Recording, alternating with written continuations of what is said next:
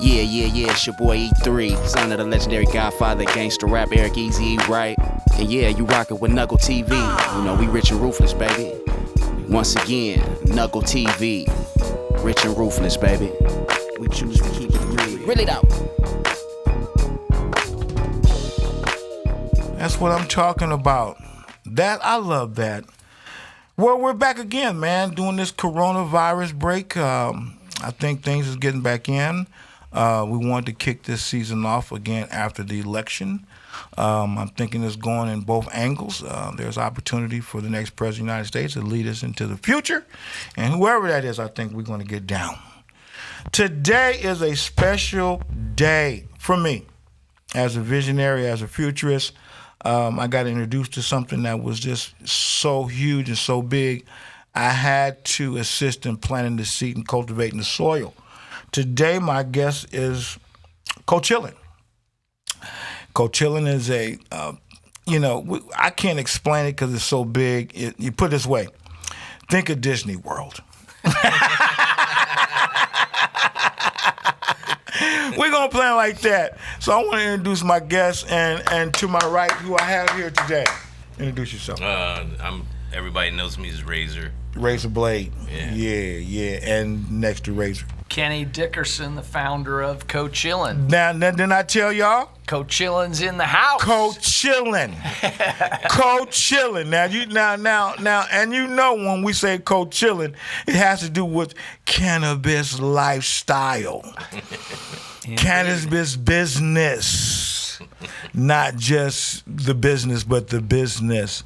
Coachillin, it's an honor today to have you guys here, man, coming down from the high desert up north. No, is that Southeast? Yeah, out that way, huh? Yeah. The honor is ours. Man, the honor, man. You know, I came and took a trip, and been fascinated ever since. And once I start hearing, I'm like, when we gonna get them down? You know what I mean? When we gonna get them down and get them on the platform to make this thing official? And that was my whole get down. And I think about it every day. You know what I mean? Just the vision.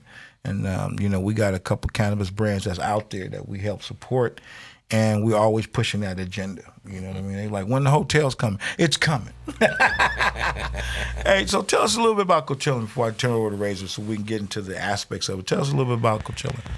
Well, Coachillin was a vision that came about from a telephone call I received. A telephone call, that happens. That happened. Yeah. I was in my office. I have a specialty medical building company. Yes. We build high-end. We'll build a nuclear bunker, and it houses a linear accelerator. Straight up. And all specialty. Yeah. And I got a call on a Friday night at 7:30 from a guy who was in Manhattan, New York. Yeah. And so it was 10:30 his time. And his question was, Mr. Dickerson, have you ever built a 250,000 square foot cannabis cultivation facility? Jesus. Or any kind of cut flower facility? And anybody in the desert who knows me and my building company know that we don't build for other people. We just build for our own account. Yes. So I'm not the guy you would typically call like that. Yeah. So I just tried to get him off the phone. And, because it's not what I would do. Right. And I hadn't thought about cannabis for 30 years since the last time I had smoked it in college. So at any rate, he goes on and he says, I go, thanks for thinking of me. Yeah. I'll talk to you.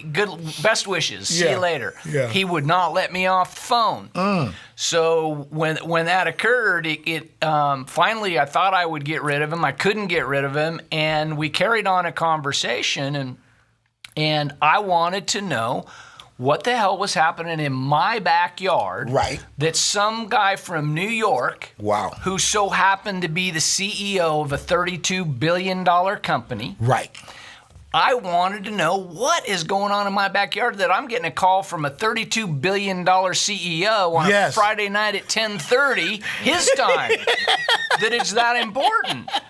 And so I call my son the next day, who was working for a venture capitalist in San Francisco. Michael, what the hell's going on? And this was about the 10th pot call I'd had that week. Yes. I go, I'm getting all these pot calls. Yeah. You know, people wanting to know if I can grow cannabis. Right. And if I've ever built cannabis facilities. Yeah. What the hell's happening? And he gave me a speech. And it was, sit down, Pop. This is what cannabis was 30 years ago when you were in college. This is what cannabis is today. Yeah. But more importantly, this is where it's headed. Right. And that was the birth of Coachillin. Wow. I asked him at that time, I'd been offered the opportunity to be the funding arm of what is now the Coachillin project. Mm-hmm. And said, Michael, hey, would you be interested in coming back? If I fund this project, this is a 10-year project. I don't want Straight up, yeah. Man, I'm too old to start a project that's going to demand that much energy at this stage of the game. And Michael said, without hesitation, said, Dad, if you get that project, I'm there. Straight up. And you know, I'll get teary-eyed and maybe a little choked up, but man, when your boy says he'll come back and work with Pops, you know, deep. That's a big deal. Yeah. And that wasn't anticipated. I didn't expect that because he was killing it, working for a venture capitalist, living in a $10 million estate, loving life, right? His Rolodex was the CIO, the CTO of Google and Apple, and you know, he's dealing with all these tech heavyweights. And he said he'd come back and he'd do a project with Pops. And so that's how Coachillin was born. Wow.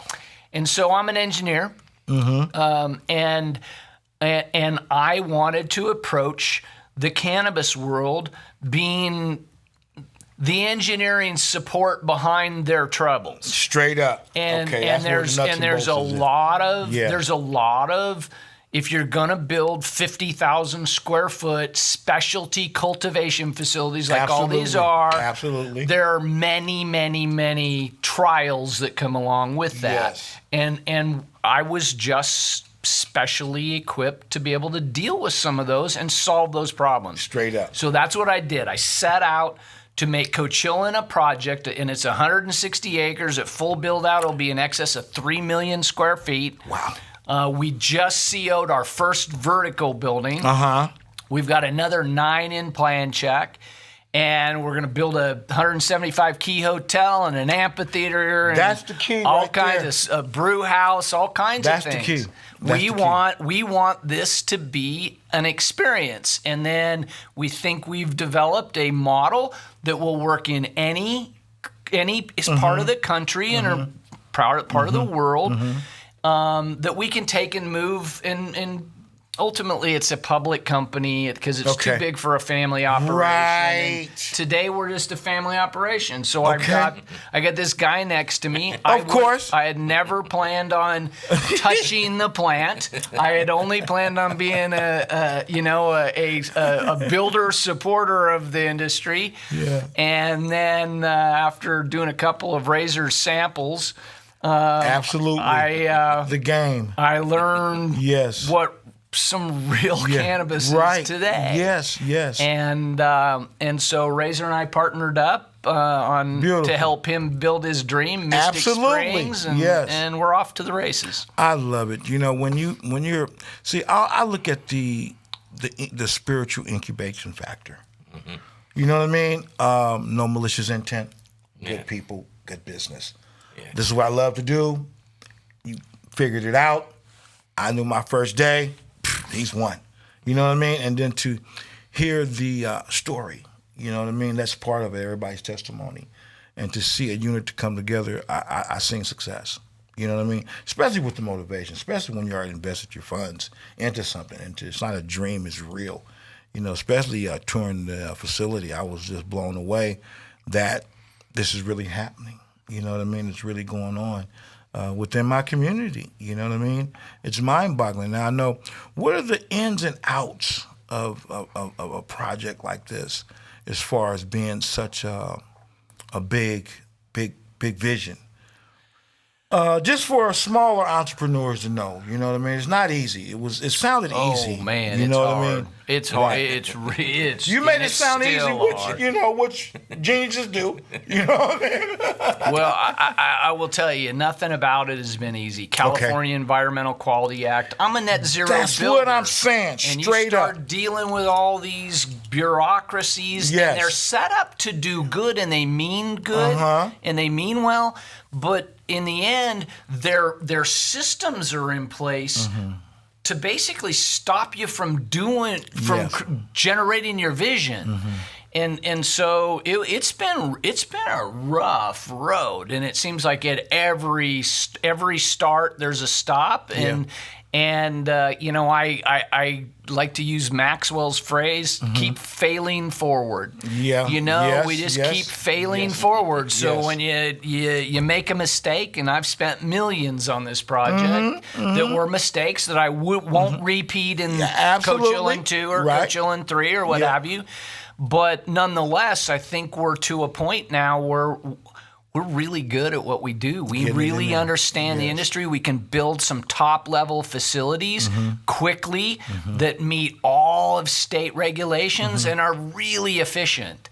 And we solve all the problems. I put a $2 million RO plant. I give RO water to everybody in the park. I don't give it. I charge it. I charge for it. Yeah. We got. Well, it took money to invest in it, to build it. Come on now. I gotta get it. Come on now. You know. A laborer's worthy of his I wage, pump right? gas. I got to give 43 cents to state, and then all these other. You know what I mean? Yeah. You pay the vig, right? Yeah. So, but the key things are power. You got to have a lot of it. Okay. We have a lot of it. Okay. 109 megawatts guaranteed from Southern Cal Edison. Okay. Water, you have to have a very good water supply. Yes. We drilled a water well. I went out and got a water supply assessment, and I've got 1,000 gallon. I have 2 wells. Each will have 1,000 gallon a minute pumps that can fill a 4 million gallon water storage reservoir that you got to see that's full of water. Yep. And then we pump that water into a $2 million reverse osmosis plant and circulate RO water to everybody in the park, because a lot of the cultivators like to start with net zero water. See, that's what I'm saying. See, remember I was telling you, coming to the facility, seeing the facility, meeting the staff, meeting family, seeing the passion. I said this has to get out. It has to be other platforms for that story to be told instead of in the office, instead of in the magazine. You have to fill it. And I'm committed to push that narrative. We appreciate you. know what I mean? Yeah. We do. Instead of you repeating the story and, just the environmental thing. I mean, like, not too much competition out there. I know that the Tyson Rand is trying to move forward, not in that capacity, but in the capacity for personal, right? For his own little entertainment, like what Snoop did with his compound. Yeah. He built a magnificent multi-million-dollar compound, but that's for his personal. Some friends, you can come in, they probably can rent it for this, but other than that, it's him. So, but yours is for us. Yep. You know what I mean? The reason why I say us is I'm not paying a ticket to come in. You know what I mean? Yeah. I can invest. You know what I mean? Be a part of something, have the key code to get in there. Yeah. If I want to book a show in the very near future, want the amphitheater to get up. If I want to come hotel. I mean, just the whole layout. What's the website? I want to send people to the Coachillin.com. Coachillin.com. There it is, Coachillin.com. I want everybody to, at least take a peek into the future. There's one thing about incubators and visionaries. Some of us keep it to ourselves. But now, with the way the day is turning, the world's turning, you're getting free game. We're planting these seeds for you to take heed to. You know what I mean? Razor. Yeah. One of the biggest, one of the baddest. Yeah. He's the real deal. No, very unique person, very wise, knowledgeable, wisdom deep, and it's not just the seed that's involved. He's spiritually connected to the dirt. Tell us a little about yourself, man. Well, I've been growing cannabis pretty much my whole life. Yeah. Yeah. And been around it like my whole life. Yeah. So, I started back in the 70s. Yep, that's what I'm saying. That OG. as a youngster. Yeah. Right. And I've always told people I sell 2 kinds of cannabis. Yeah. The stuff I grow. Yes. The stuff someone else grew. Right. I can't vouch for the stuff someone else grew. Yeah, I can only vouch for what I grow. Yeah, So over the years, I tried to grow more than I sold of other growers' stuff. Yeah, So, yeah. you know, and I've evolved Yes. with the game Yes, over the years. absolutely. I mean, I went through that whole period of the 80s, which was pretty wild and crazy here in the LA area. Wow. I grew my first crop in 78 all by myself. Yeah. Up in the Hollywood Hills in Beachwood. You told me Canyon. about that. Yeah. Yeah, that was awesome. Yeah, you know, and so that was like, there was a whole thing in that, and I pulled it off, and that's what got me started. And then eventually, you know, problem with Southern California as they stepped up the game with the raids and helicopters and everything. Right. Southern California tends in the fall to get really brown. Yeah. So a green crop, no matter how small it is and how well you try to hide it, really stands out. Christmas tree. So if you go up Northern California, you know, there was more places to hide a crop. Right, because of the big trees and stuff like that. So that, you know, I eventually made my way up north. That's knowledge. Yeah, and you know, I had people along the way that were like family to me that mentored me and you know, moved me in this direction. And I took some things upon myself at an early age. I went out into the world and you know, I used a lot of my first proceeds to obtain fake passports and like go to other countries. It was lightweight back then. Yeah, you can It's changed now. You can't as easily cross international borders like you could back then. Yeah. And you know, but the thing I was going, you know, I was following the hash guys because those were the guys that like they had the game. Right. You know, they knew what quality was. Right. Everything else was kind of, you know, at a street level, it was like what we called merch. You know, commercial weed. Right. Exactly. Right. So to get that higher quality, you had to kind of follow the dudes that were smuggling. Yeah, straight up. And so that's what I tried to do. Went out there and traveled the world a little bit in the 80s and learned enough, met enough people where, you know, I compiled by 88, I had like a good set of genetics. And, you know, that was like, you know, I was pretty confident in how I could grow those genetics, and I started moving stuff around. In '89, the earthquake hit in Frisco. Yes. And so that opened up a lot of spaces overnight. Straight up. And so you could walk up to buildings where people had vacated and landlords were desperate, and you could like throw cash on the table, get a whole flat, and just like blow it up into a grow room, you know? The beauty about San Francisco is you don't need to have as much exotic air cooling equipment because you can just draw air from the outside most day of the year. If you're in the right part of San Francisco, you can cool your grow room off outside air. And, you know, we were still, those of us that were doing it were still new to the indoor game. And we're really still doing indoor to kind of complement the stuff we were doing outdoor. Right. It wasn't like the main hustle. Yeah. You know, and it was just all of a sudden I had like 20 apartments in San Francisco that were indoor grows. Old school original. And then one day I was like, you know, it was like Croptober, and I had like my outdoor, and this guy was, you know, picking and choosing what he wanted, and he was like, you know, I'll give you, I can't even remember the amount of money, but it was like at least $200 a pound more for my indoor. Wow. And that was the first time that my indoor had commanded more money than the outdoor. Straight up. Did it right. And so once that started happening, you know, you're gonna be like, well, let me see where I can go with this. Yeah. And pretty soon by '93, it was, you know, I was getting $5,000 a pound. Oh my God. See. So it changed. 93. I know, right? It changed the whole, you know, the emphasis for me. But you know, I always still did my outdoor crop up north outside of the city, and you know, I still prefer sun-grown outdoor cannabis. So I've always been conflicted around that whole period of the 90s. I did so much indoor, but I still would go out to the hills and do my outdoor. Yeah. And eventually really started to I developed a whole way of building fake barns. Yes. And covering the top of the barn. It would be open ceiling, no roof on it. Right. And I would get the old, that camouflage netting. Yes. So I would lay that flat in the field and spray paint it with aluminum spray paint. And then we would pull it tight over the beams of the barn, and so it would let sunlight through so plants could grow. Right. But from the air to a helicopter, the sun would reflect off, and it would look like a galvanized roof on a barn. Straight up. So I got away with a lot of those. That was a good vessel. And then, that eventually led me to the light depth, to pulling the tarps over the hoop houses. Yeah. Wow.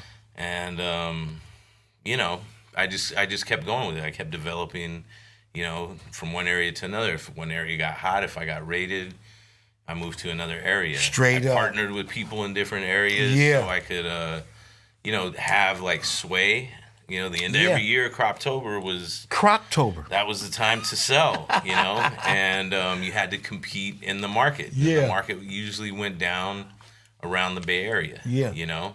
I would always bring stuff down to LA because that's where I was from. Yes. And distribute it out here. When I was a youngster in the late 70s, I sold nickel bags of weed. Straight, that was the thing back. But see, you had that fire. Yeah, yeah. See, we had that. It was they called it commercial. Yeah. We did in the hood. Yeah, had seeds in it. You had to get your old cigar and hit it like that and clean the seeds out. Album cover. Clean the seeds out. My mother taught me to clean the seeds out. Leave me alone. Album covers with the cartoons right. They were perfect for separating. And then they came in. Then they came in with Acapulco stick. Then they came in with Columbia. Yeah. Was it Colombian? Gold and red. Yeah. And it was I remember some guys in Long Beach coming in there. They used to sell. They used to come in with these freezer trucks, like selling steaks and stuff. But the steaks were fake when they was actually selling weed. You know what I mean? Yeah. So they would come. Fine. Yeah. So we wasn't really into it because we were still snatching people's plants out their backyards. Yeah. People was actually putting poison on there, and we was smoking it. Oh my God. But I remember. You remember the whole paraquat thing? Paraquat, yeah. I smoked some of that. I'm still here. This is paraquat, paraquat. Wow, Razor. So you've been through it so much, man. Now tell me, being a evolver, and like you said, one thing I caught, you said you learn. This game is a learning experience. It is like going to school. Yeah. You know what I mean? You obviously graduated in this game. I had to do a couple of, but everybody do. Timeouts. But it don't matter. You still. I have my San Quentin. Yes. And then what happened? It opened up, right? Yeah. Now, being in the game, prior to you getting in it now, did you get in it? You got in it after we went medical. We went recreational. Way after. I got in 4 years That's what I'm saying. Yeah. So you seen the transition. I saw the transition from medical to recreational. Like around 2012. Yes. Because I had, I had been selling to Dennis Peron's club in San Francisco before 215 passed. Yes. And I knew, I would give all my trim to Brownie Mary. Right. And, I had a spot up in Marin, up in Bolinas. Yes. And, I sold to Lynette Shaw's dispensary in Marin and Berkeley Patients Group, those are really the first three that I know of, Dennis's Club, Lynette Shaw's, and the BPG. Those are the first three patient outlets for cannabis. I remember that, when 215 passed. Yes. So, I was doing that, but I couldn't really... I was involved in growing a lot of cannabis in a lot of places, and I had to move around. Because that was like a collective type thing. Yeah. You had a collective. You had to be a member of this. And I never wanted to be on paper with a collective just because I needed the freedom to be able to stick and move and kind of and keep my operations going.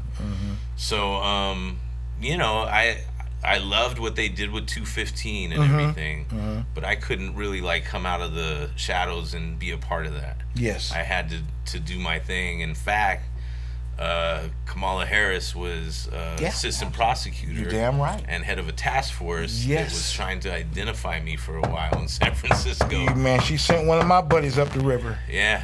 Straight up. No, she offered to do a deal to identify me. Yeah, right. Because she had only heard my name. There's this guy named Razor.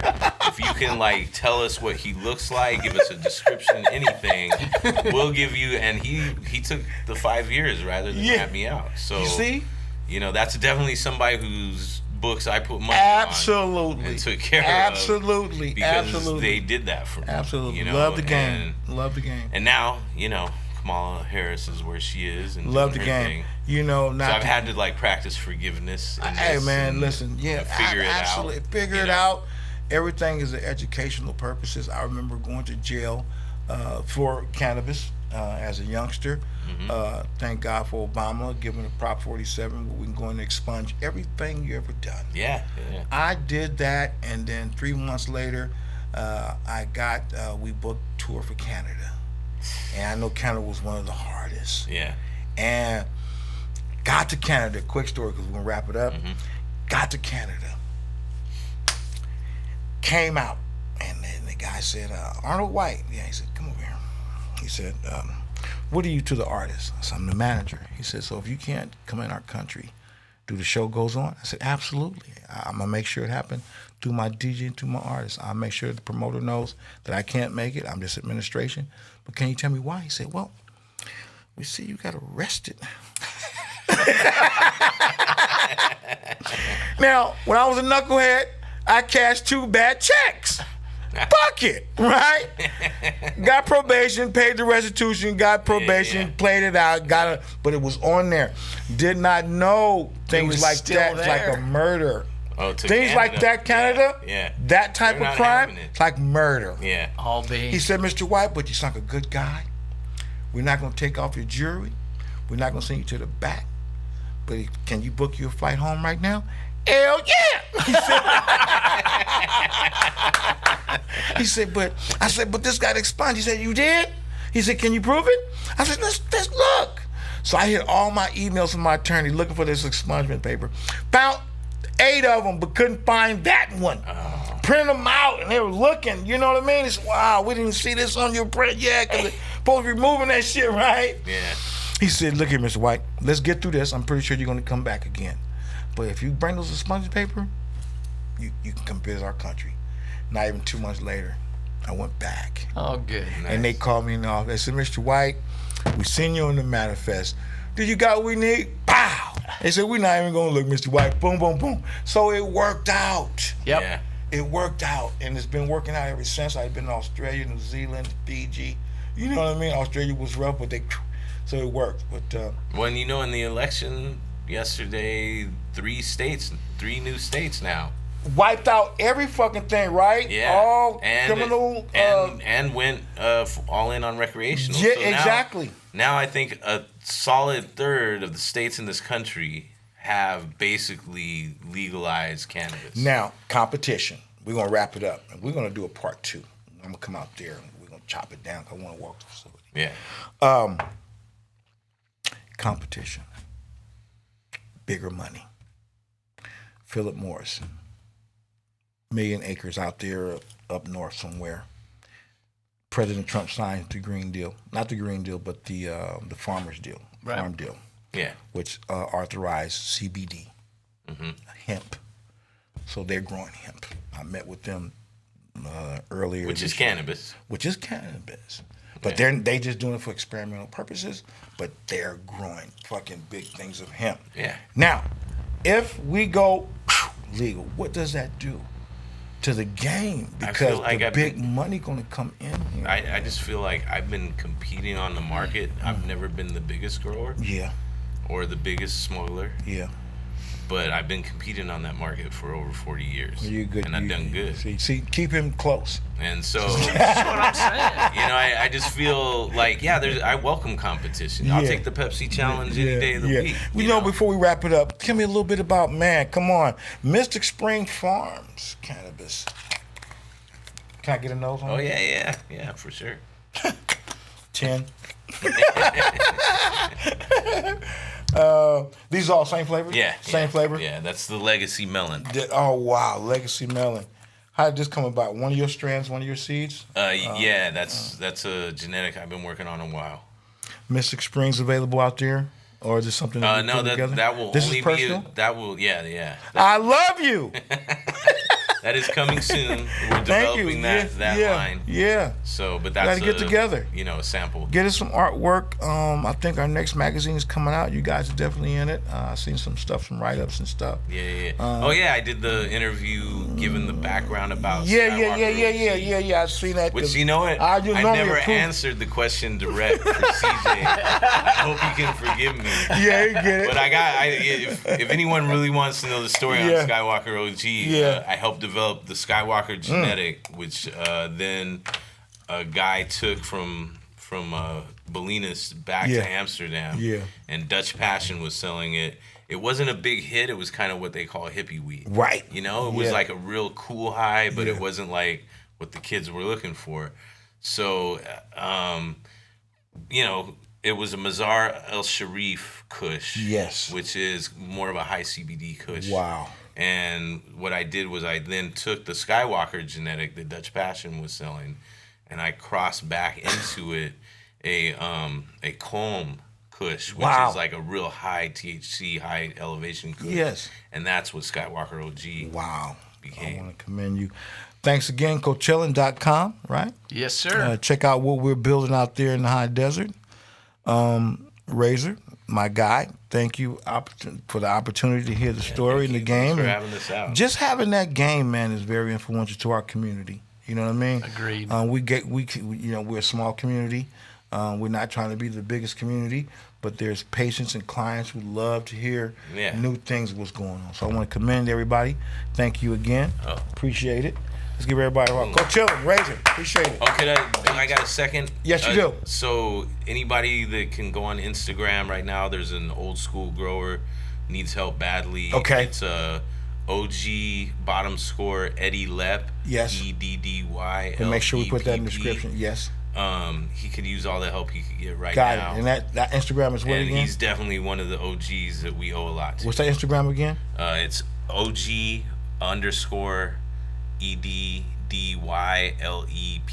Eddie Lep. Got it, Eddie Lep. Yeah. We're gonna holler at you, man. Good looking. Thanks again, guys. All right. Thank you.